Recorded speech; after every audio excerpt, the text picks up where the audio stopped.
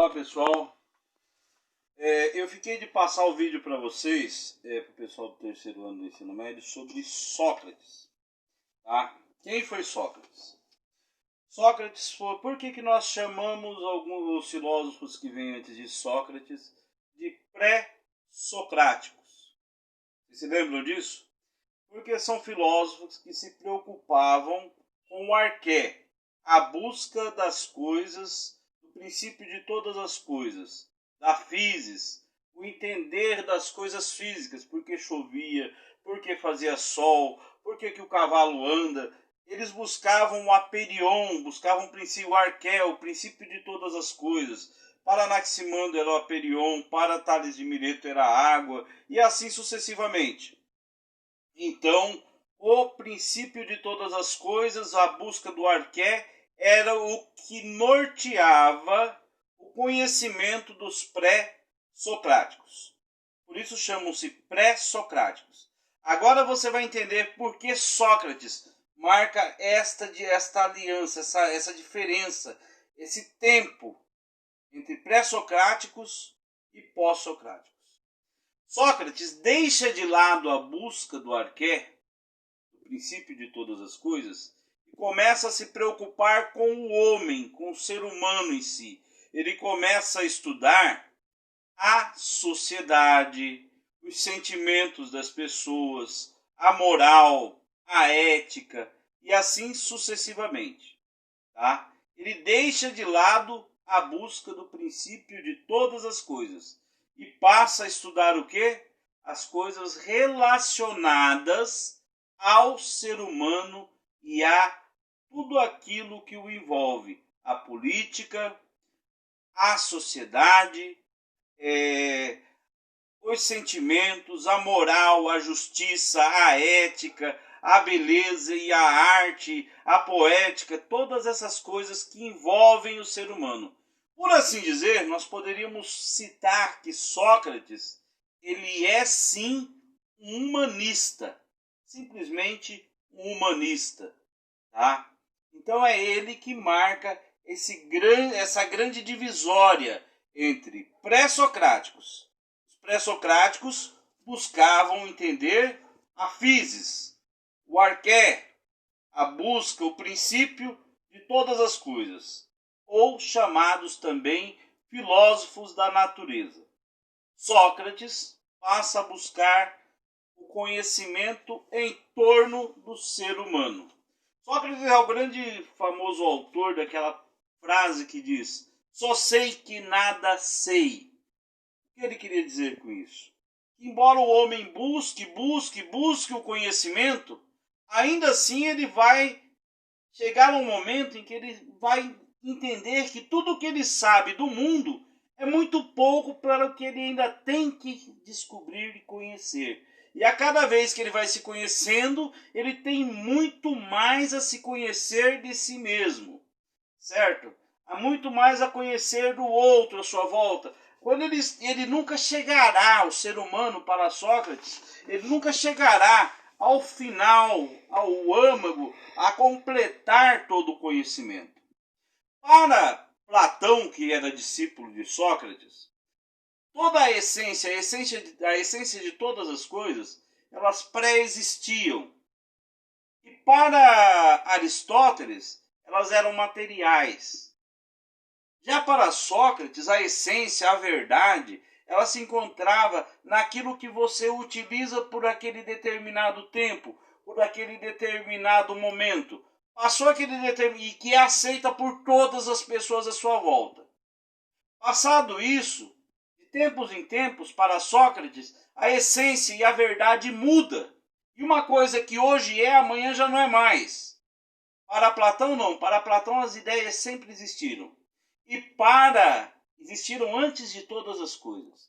E para Aristóteles, a ideia ela se encontra na matéria em si, na realidade do que é esse guarda-roupa agora. Depois ele muda a sua essência, se transforma em lixo e etc. e ponto. Esse papel, tudo à sua volta. Mas para Platão não, as ideias sempre existiram. Depois nós vamos ver isso mais calmamente. Para Sócrates, As ideias, elas são hoje, elas acontecem agora. Enquanto a humanidade aceitar aquilo dali como verdade, é verdade. Depois não é mais. Sócrates era filho de um escultor ou uma parteira. Um rapaz pobre e que sai para estudar. Encontra diversos professores, diversos mestres. E esses mestres que ele encontra, ele percebe claramente que esses mestres, eles não eram capazes de pensar. Eles apenas repetiam o que os outros diziam anteriormente. Nada mais. Eles apenas repetiam o que os seus antecessores diziam. Quando havia algumas ideias e que Sócrates começava a perguntar para um dos seus professores, mas por que as coisas são assim? Isso há 2400 anos atrás. Ele começava a perguntar, mas por que as coisas são assim? Por que isso acontece? Aí ele observava que os seus mestres não tinham um raciocínio lógico muito definido para entenderem as coisas como ele gostaria de entender. E aí é onde ele começa a fazer toda essa dialética, um diálogo, a conversar, que ele é o criador da lógica dialética e começa a perguntar aquela lógica entre pergunta e resposta, para que se possa chegar a um denominador comum, a uma verdade, não é?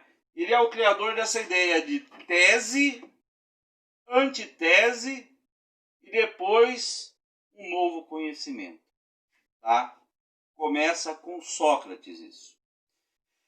E é a partir daí que ele observa que seus mestres, seus professores, apenas repetiam o que os seus antecessores falavam. Eles não tinham um conhecimento baseado naquilo que nós chamamos de logos, lógica, um estudo claro, objetivo. Se alguém dissesse que esse papel aqui ele só serviria para colocar ali no teto e deixar pendurado, isso aí perduraria por anos, ninguém ia pensar em escrever.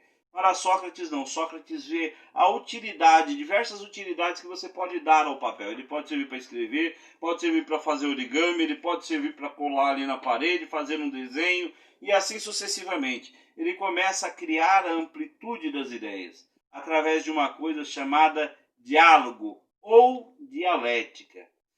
Sócrates também tem muita influência na política, começa ali com os princípios básicos e fortes a reforçar tudo sobre a democracia, começa a falar contra a corrupção na Grécia Antiga, ele começa a falar contra os sofistas que enganavam o povo com a falsa lógica, e ele dizia que o ser humano deve buscar os princípios morais da honestidade, da virtude, do amor e ser ético acima de tudo, honesto, especialmente os políticos. E para ele, os políticos deveriam ser bem a maior classe, aquele que mais estudou, aquele que mais foi instruído, aquele que mais conseguiu sair-se melhor em todas as matérias da arte, da tecnologia da época e tudo. Por que essas pessoas deveriam ser os melhores? Porque eles iriam guiar os demais,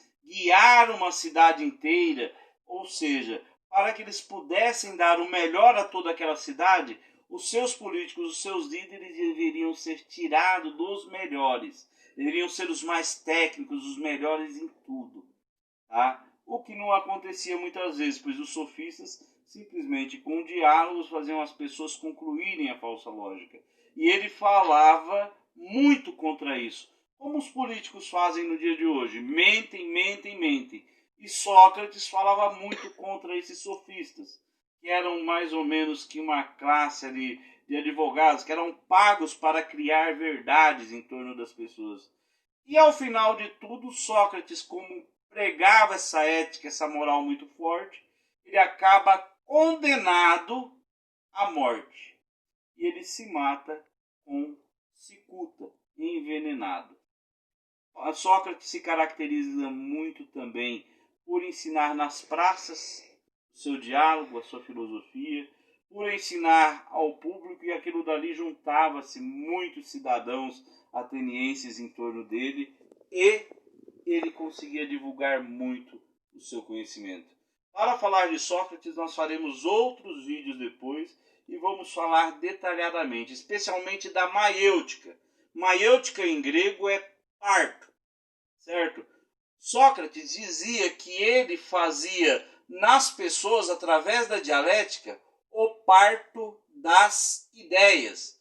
As ideias estavam ali nas pessoas, ele apenas fazia com que elas saíssem das pessoas para fora. Isso em homenagem à sua mãe, que era parteira. Então Sócrates falava muito da maiêutica, fazer o parto das ideias. Depois nós falaremos disso mais detalhadamente. Grande abraço a todos, até a próxima aula.